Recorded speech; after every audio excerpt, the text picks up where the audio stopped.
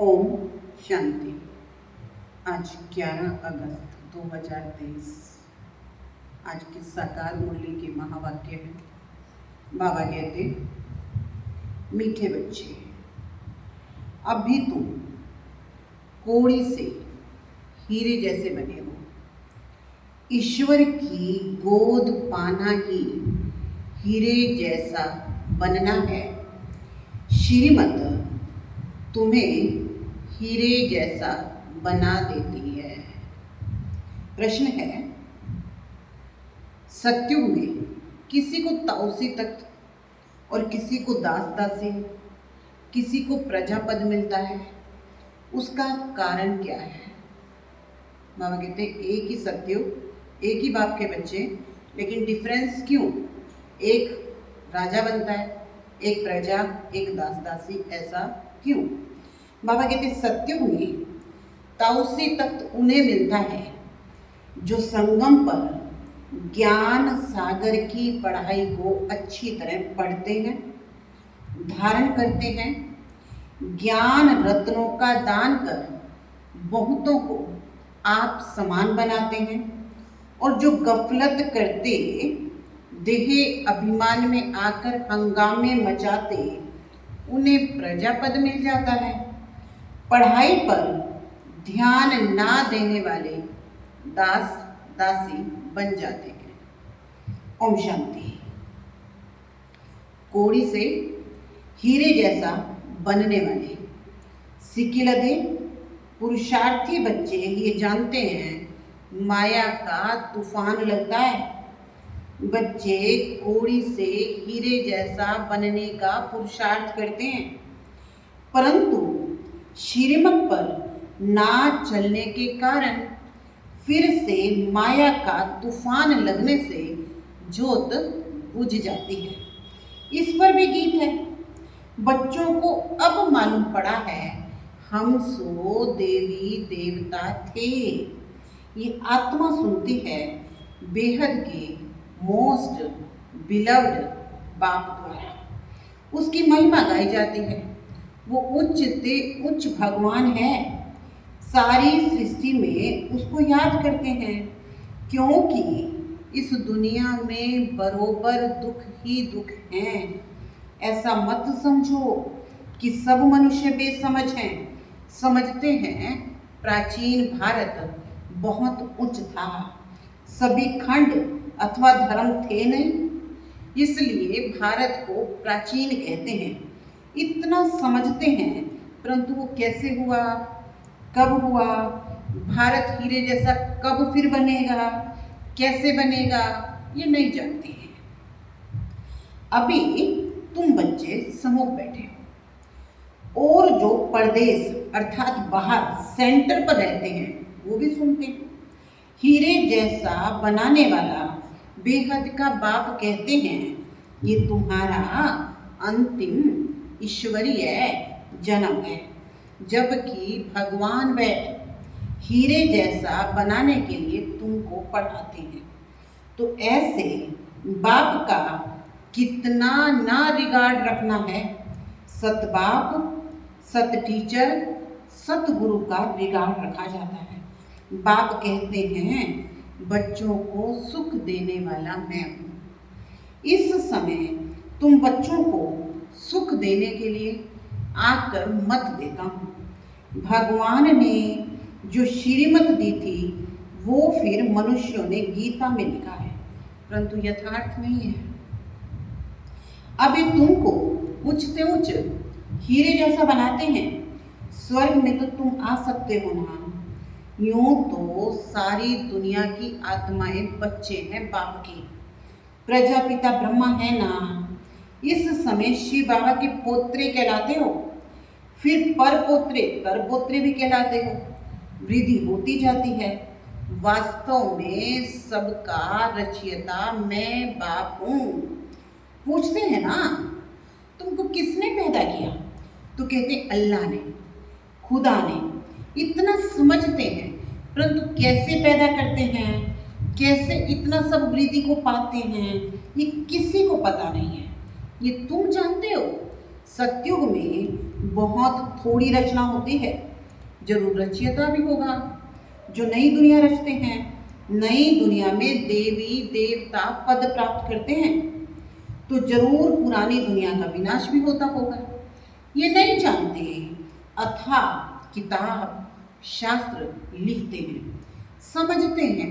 ये फिलोसफी के शास्त्र हैं, फिलोसफी ज्ञान को कहते हैं, परंतु ये किसी को पता नहीं कि ज्ञान सागर एक बाप है। तुम उस द्वारा नॉलेज पाकर हीरे जैसा बन रहे हो।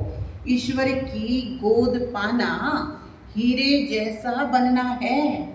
हीरे जैसा बनाने वाला बाप हमको हीरे जैसा बना रहा है।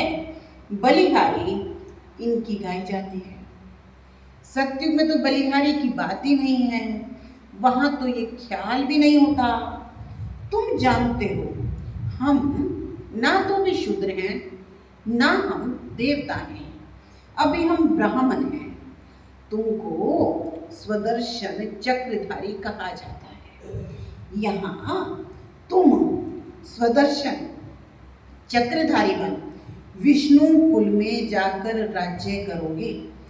स्वदर्शन चक्रधारी कमल फूल समान तुमको यहाँ बनना है। यहाँ है पुरुषार्थ, वहाँ है प्रारब्ध। ऐसी बातें दुनिया में कोई नहीं जानते। बाप कहते हैं माया ने तुमको तुच्छ बुद्धि बनाया है।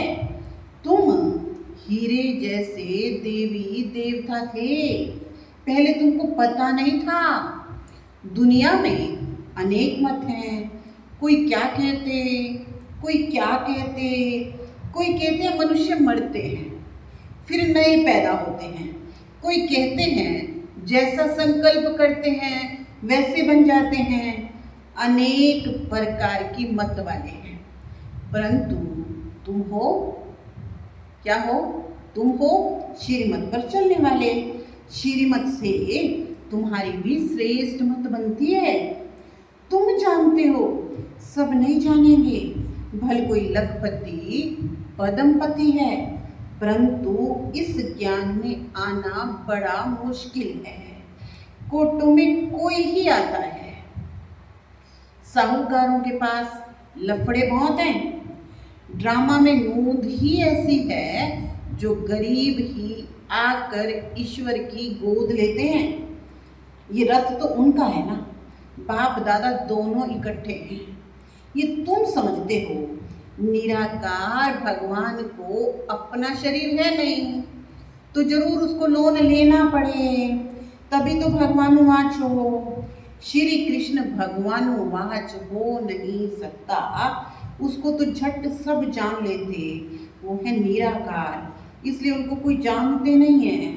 आजकल बहुत मनुष्य वेश बदलकर कृष्ण का रूप धारण करते हैं, पैसे कमाते हैं, सब माया के मुरीद बन गए हैं। अभी तुम ईश्वर के मुरीद बनते हो। कोई तो 100% ईश्वर के मुरीद बने हैं, उनकी शरण ली है। बाकी सब माया रावण की शरण में फंसे हुए हैं। बाबा ने समझाया है, खास भारतवासी सब शोक वाटिका में है, सारी दुनिया लंका है।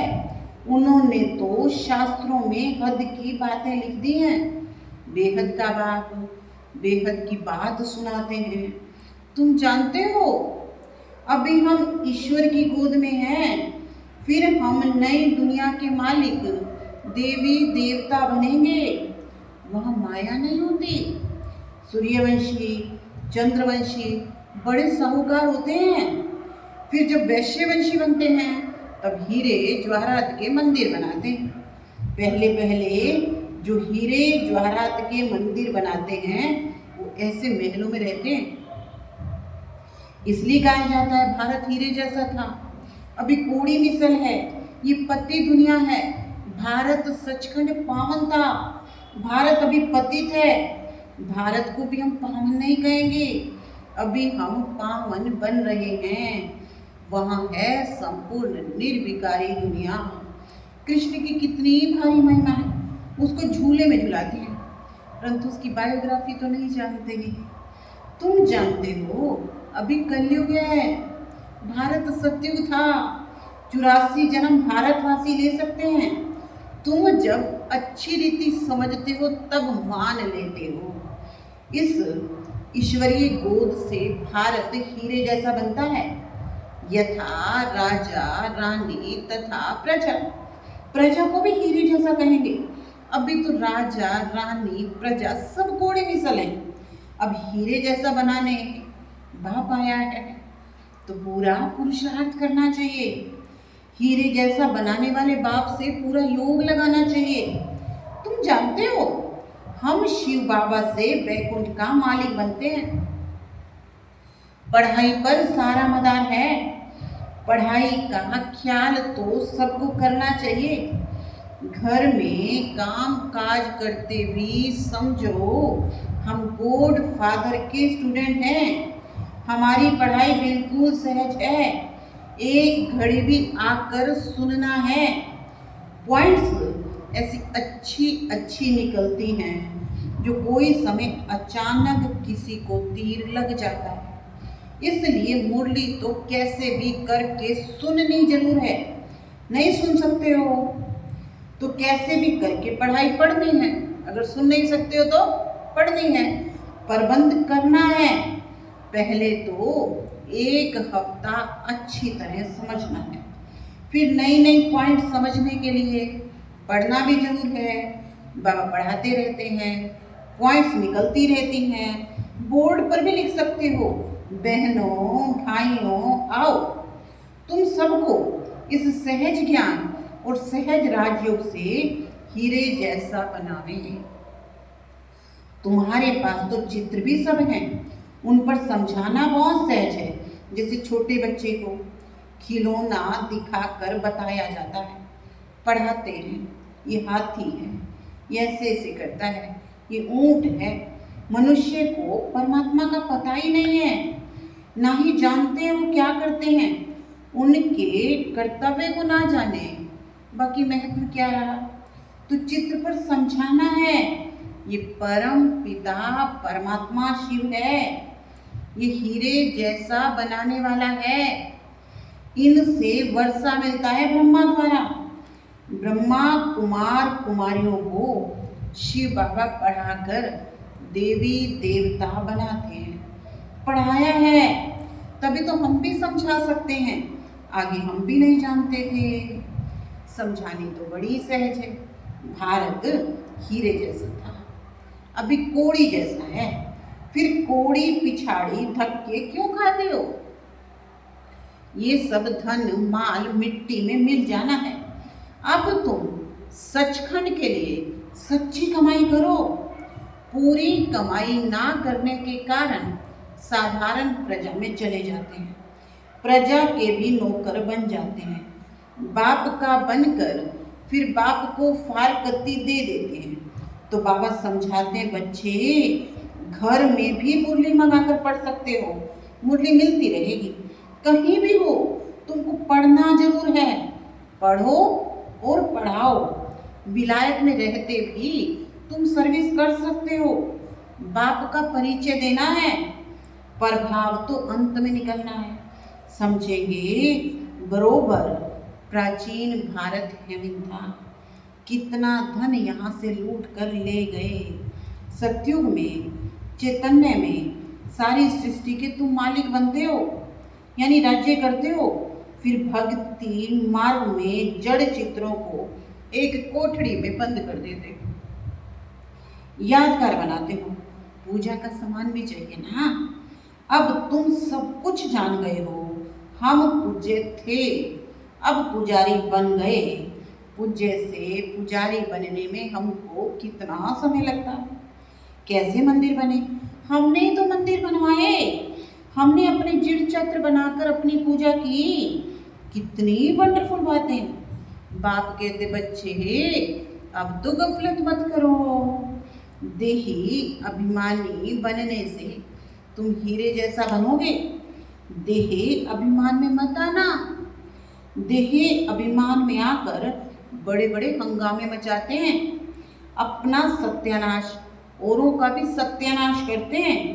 एक ज्ञान सागर से पढ़कर कोई तो ताउसी तख्त पर बैठते हैं। देखो, लक्ष्मी नारायण स्वर्ग के बादशाह थे, कितनी उनकी महिमा है, मंदिर बनाते हैं। अब तुम जानते हो हम फिर से सूर्यवंशी लक्ष्मी नारायण बन रहे हैं, फिर सूर्यवंशी से चंद्रवंशी में आएंगे। राजाई लेना कितना उच्च पद है, तो पुरुषार्थ ऐसा करना और कराना है। अगर कराना नहीं जानते हो तो पुरुषार्थ करना ही नहीं सीखे। आप समान नहीं बना सकते हो तो राजा रानी भी नहीं बन सकते हो। अविनाशी ज्ञान रत्नों का दान करना है। ये नशा बहुत थोड़ों को रहता है। देही अभिमानी होकर रहने से खुशी का पारा चढ़ेगा। मम्मा पापा को देखो, कितने ख्यालात चलते हैं। बाप को तरस पड़ता है, इस बच्चे को मार मिलती है, कैसे बचाया जाए। एशलम देने में कितने हंगामे हैं। सर्वशक्तिमान शिव बाबा द्वारा भारत को हीरे जैसा बनने की लॉटरी मिलती है। यहाँ तुम सम्मुख सुनते हो, अच्छा लगता है। बाबा डोज चढ़ाते हैं, बच्चों को कदम कदम श्रीमत पर चलना चाहिए। अच्छा, मीठे मीठे सिक्के लगे बच्चों प्रति माता पिता बाप दादा का याद प्यार, गुड मॉर्निंग। रूहानी बाप की रूहानी बच्चों को नमस्ते। हम रूहानी बच्चों की रूहानी बाप दादा को याद प्यार, गुड मॉर्निंग, नमस्ते, ओम शांति। धारणा के लिए सुख देने वाले बाप, टीचर, सतगुरु का रिगार्ड जरूर रखना है। उनकी मत पर चलना ही उनका रिगार्ड है। सेकंड है, घर का काम काज करते स्वयं को गॉड फादर का स्टूडेंट समझना है। पढ़ाई पर पूरा ध्यान देना है, मुरली मिस नहीं करनी है, सचखंड के लिए सच्ची कमाई करनी है। आज का वरदान है पास्ट, प्रेजेंट, फ्यूचर को जान। माया जीत बनने वाले मास्टर त्रिकालदर्शी हो। जो बच्चे तीनों कालों को जानते हैं वो कभी माया से हार नहीं खा सकते, क्योंकि वर्तमान क्या है, भविष्य में क्या होने वाला है, दोनों ही त्रिकालदर्शी आत्मा की बुद्धि में स्पष्ट रहता है। क्या हूँ, क्या बनने वाला हूँ, वर्तमान और भविष्य दोनों का उनको नशा रहता है। उसी नशे की खुशी में उड़ते रहते हैं, इसलिए उनके पांव धरने में ऊंच रहते हैं। वो देह के संबंध, देह के पुराने पदार्थों की आकर्षण में नहीं आते हैं। स्लोगन है, जिनके पास सरलता का गुण है उनके लिए संगठन में चलना बहुत सहज है। जिनके पास सरलता का गुण है उनके लिए संगठन में चलना बहुत सहज है। आज स्वमान, आज का होमवर्क, मैं मास्टर त्रिकालदर्शी हूँ। ओम शांति।